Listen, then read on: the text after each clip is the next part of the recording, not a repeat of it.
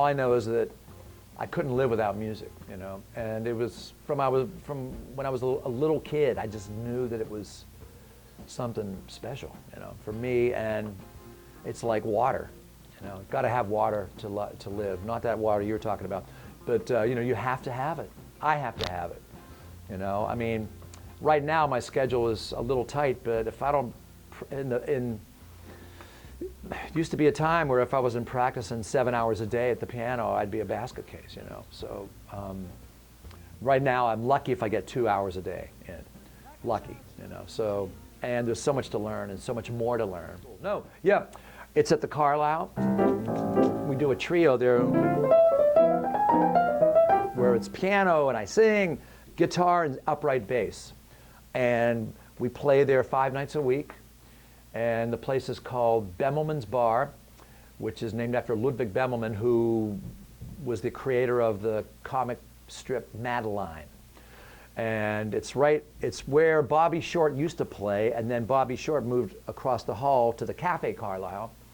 It's where Blossom Dearie played and many other people. I think Barbara Carroll played there. A lot of great names played there, but we played there 3 nights a week.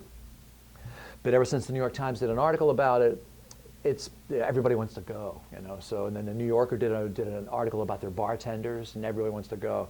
So now it's a 2-hour waiting line to get in, on a you know, just to come in. Like Scarlett Johansson was there the other night. We played for her, and her favorite song is, you know, out of the tree of life I just picked. She was like digging it, and. Did she sit on the bench next? No. But there's a video of me with Mariah Carey.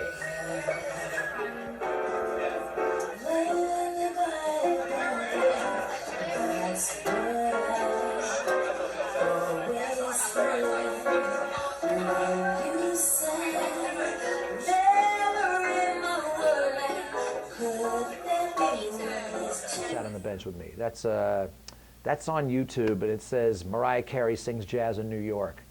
So it was our second night there when we first started. A beautiful blonde came up and said, I have a friend that might want to sing with you tonight. I said, oh, cool. Her name's Mariah Carey. I said, cool.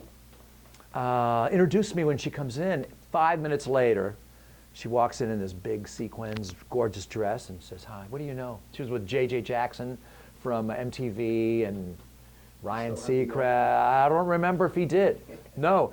And so I knew her song. I knew what she wanted to do, and part of it's on tape, you know. And the very next night was Cyndi Lauper, you know. She came in, and she was talking about kinky boots. So she sat. There's no video of that, but there's a picture of us somewhere where she's sitting on the piano. But Mariah Carey was next to me, and she left the club. And 5 minutes after she left the club, and she said, "My dream has come true. I just sang jazz in a New York club." In grade school, I was a drummer and lead singer in a Grateful Dead band. You know, high school dances used to boo us. They'd say, "Can you play the Commodores?" We were like, "Who are they?" And we would be like, you know, I don't know if you know this. It's called St. Stephen. Anyway, but we would play whole sides of Anthem of the Sun. The other day they waited. You know, kids were like, boo. They hated us. You know, we didn't know who the Commodores were. I was always a deadhead, you know. And back then, my sister Kathy, who's still living in Arizona, she and Paul Collinet and Bill Wargo, Ray Baginski, Paul Sholey, we had a group, all these Pittsburghers. We would do Grateful Dead songs way before it was fashionable to be a Deadhead. And, you know, we would try to convince our friends that they were a real group and they had fans. And they were like, yeah, right. Deep Purple's the greatest group. Well, no, the Grateful Dead are great. Anyway, so. What was your first show? Oh, September 24th, 1973, Civic Arena. Killing. Garcia had no beard. Just got out of the hospital. Donna Jean Godchild was pregnant. Doug Sam and his band of renown, they opened for them. They were horrible. They sat in with the Dead years with them later, playing wrong chords on Eyes of the World. No one knew. You can find all those bootlegs now. They're pretty bad. He's an Austin guy. Maybe. I have no idea. They were cool. We were like, hopefully the Dead will be on soon. And they came out, but then we didn't know till years later that they were sitting in with them on like Eyes of the World and playing wrong notes and stuff. You know, anyway, but we were always dead. I was always a Deadhead. You know, Branford's on my album, A New Kiss. He recorded on my album as a wedding gift to me, because I used to play with Branford when he would sub in Jeff Tain Watt's band.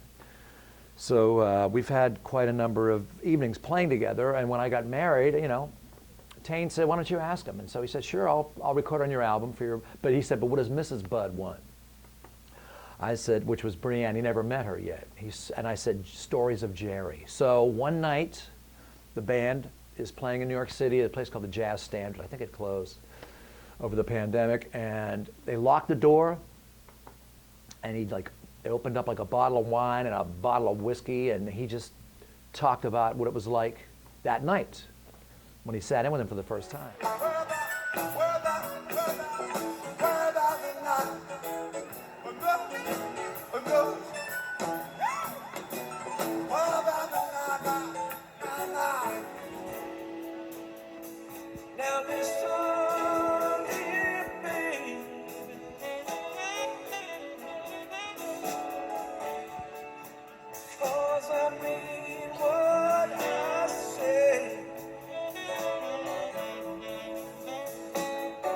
So that's kind of, we heard firsthand what it was like, you know, and you know, we actually tried to get him down here for a Dead night, and when and you know, when we saw him in September of this past year, he said, "Sorry I didn't get back to you, I've been busy," you know. But you know, we were gonna, you know, I think he would come and play.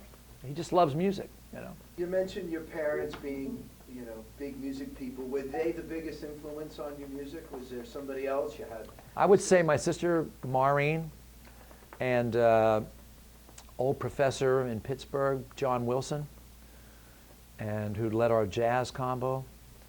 And yeah, I would say that Carol Riley, Dr. Carol Riley, my teacher.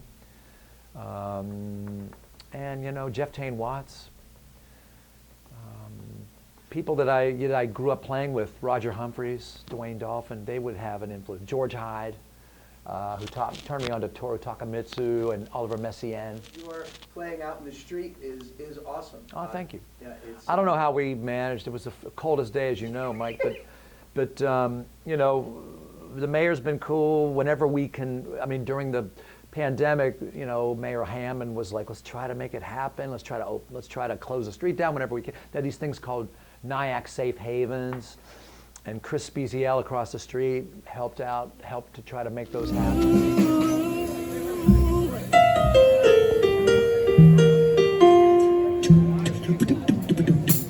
Try to realize it's all within yourself. No one else can make a change.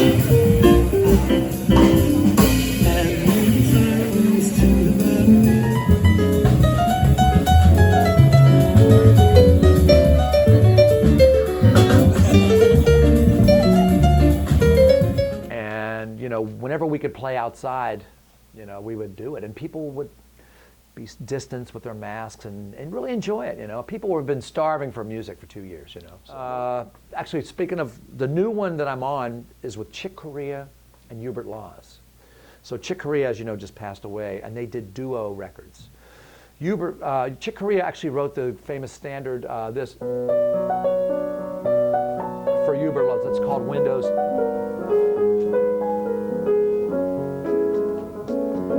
And he also wrote for Hubert Laws Spain, you know, my fans are freaking. Anyway, but Hubert Laws and Chick Corea were classmates at Juilliard, and right before he passed, his last recordings are with Hubert Laws and Chick Corea duos. And before the pandemic, Hubert Laws and I have been his pianist for over 30 years. And because I do classical and jazz, he fell in love with me, and I fell in love with him, of course, because he's the greatest jazz flutist of all time. Anyway, and I love the flute. We recorded an album of duos with just piano and flute, and it just came out. It's Chick Corea, Hubert Laws on hubertlaws.com. But so that's my newest album. Very proud of that album. It's not under my name, but there are 6 cuts there where it's just me and Hubert Laws playing and improvising together. It's beautiful. Check it out. And I've done a rock and roll album called just Budway, like the one-way sign, Budway, you know, some Beatle-esque influenced songs. So jazz-wise and classical lessons with my teacher, Sister Carol Riley, yes, a nun. I mean, you know, taught me a lot about classical music. And I was a frequent soloist with the Pittsburgh Symphony Orchestra. And I would play at a jazz club in Pittsburgh called the Shadyside Balcony with my late sister Maureen Budway. And she was an amazing vocalist. If you're out there on TV land, you know, Google Maureen Budway, look on YouTube. She was one of a kind. Anyway, I'm a little biased because she's my sister, but she was amazing.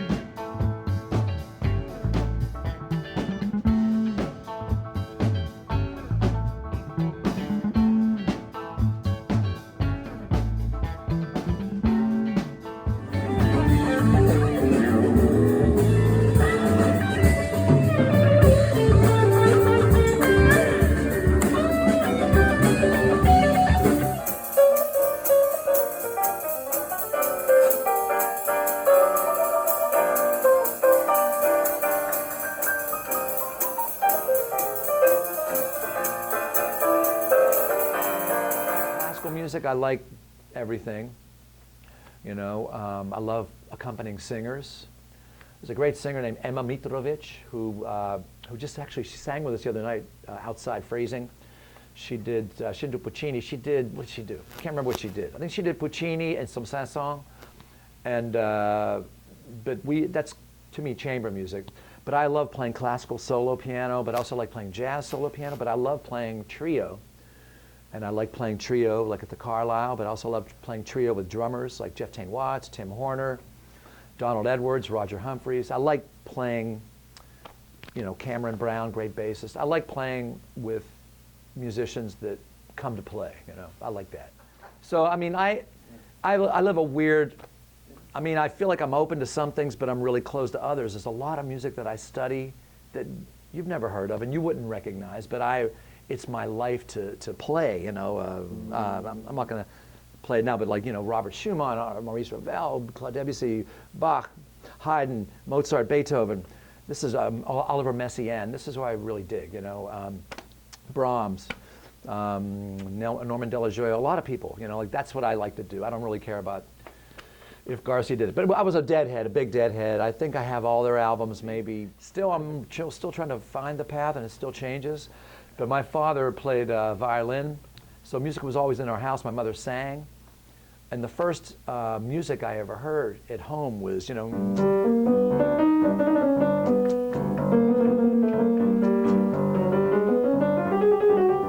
so that's Arabic music, okay? So we grew up listening to weird scales. Instead of do, we grew up listening to what they call scales with quarter tones. A quarter tone is a note between two notes. So instead of saying do, re, mi, you say do, re, mi. It's in there. Mi.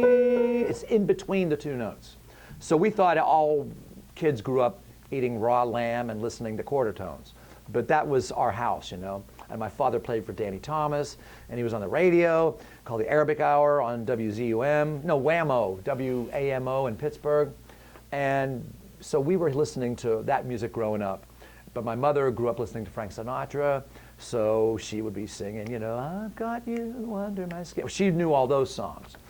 And of course, we just wanted to listen to the Beatles. We didn't care about anything else. And I had an older sister who died when I was 11, who was into the Doors. I know I'm looking at some of your questions. She had like a Doors poster and a Simon & Garfunkel poster, and she was into 10 Years After and Janis Joplin and, you know, all those, you know, bad groups, and Hendrix, and, you know, we were just, you know, the Beatles. But she loved them too, you know. So she was always bringing, you know, Motown 45s home and dancing, and All the world of pieces. People everywhere. You know, she would bring those records. That was who that, Spanky and Our Gang or somebody? I don't know who that is. There's a man who is that. I think that's the Rascals. Who knows? Anyway, but she was always bringing home 45s of really cool things. And I would try to play those on piano. Do you remember this one?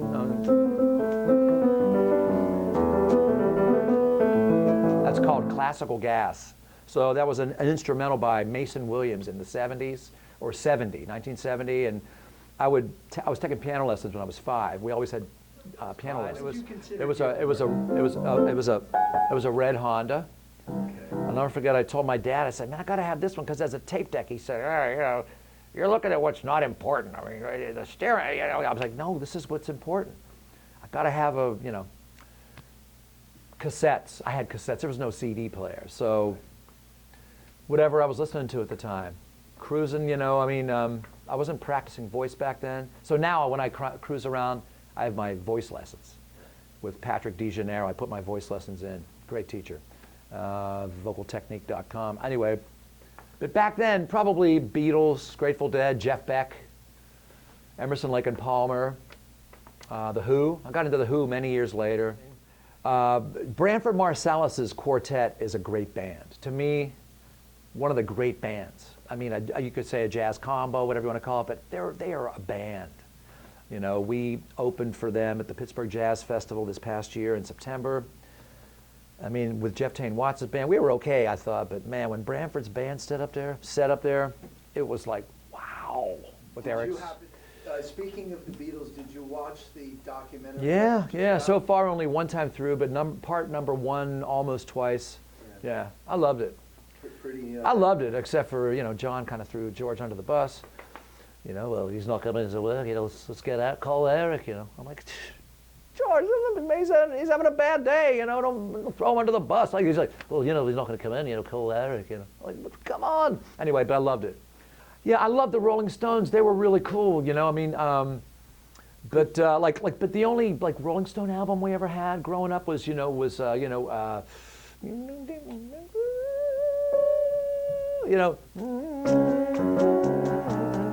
my sister Marianne had it, you know. It's Let It Bleed.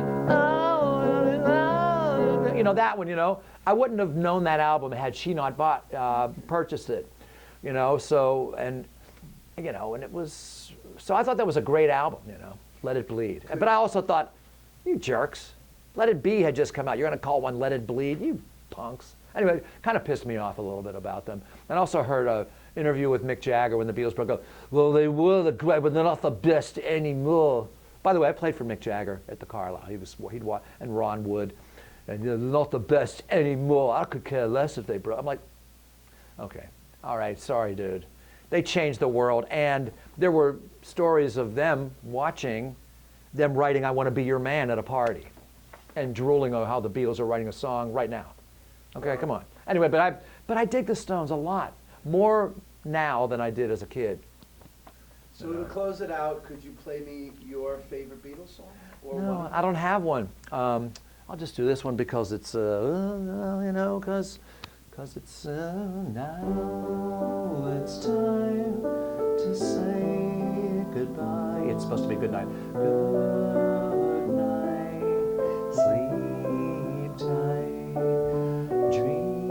Sweet dreams for me. Sweet dreams for you. Thanks, everybody. Tune in. Come down to Maureen's. It's a great place for music.